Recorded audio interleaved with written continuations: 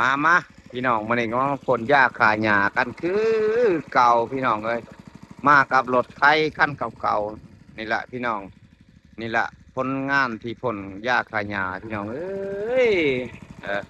เมื่อวานนี่ตัดทุเรียนไปพี่น้องก็เสร็จเรียบร้อยพี่น้องเอ้ยยังเหลือบ่หลายไปจังพี่น้องเอ้ย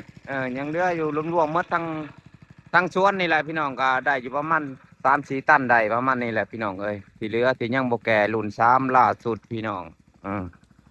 นี่ล่ะโอ้ยแสงแดดพี่น้องเอ้ยเริ่มฮ้อนฮ้อนแดดพี่น้อง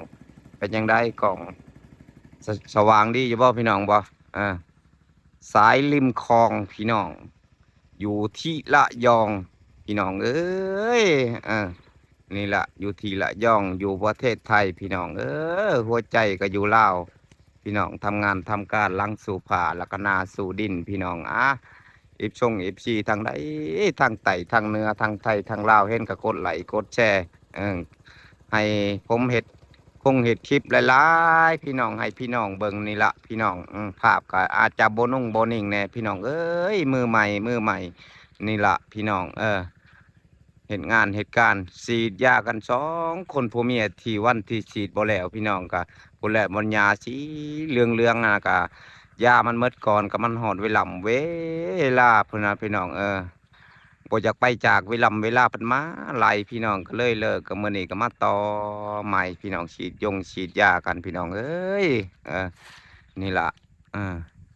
บอนอยู่บอนเช่าบอนพักบอนที่อาศัยนำเฒ่าแก่คอยก็ได้คอยก็ทำงานทำการให้เพิ่น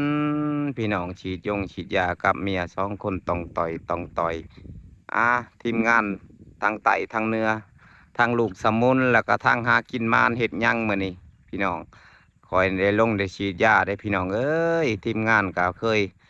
ไปนักล่าปูล่าป้าล่าทุกจริงทุกอย่างไปนำกันพี่น้องกับทีมงานในชวนทีมงานคอยพี่น้องเอ้ยกายติพี่น้องอยู่ใกล้ๆกันนี่แหละบ้านไก่เฮือนเคียงเพิ่นว่าไปผุ่นกินปลามาพี่กิน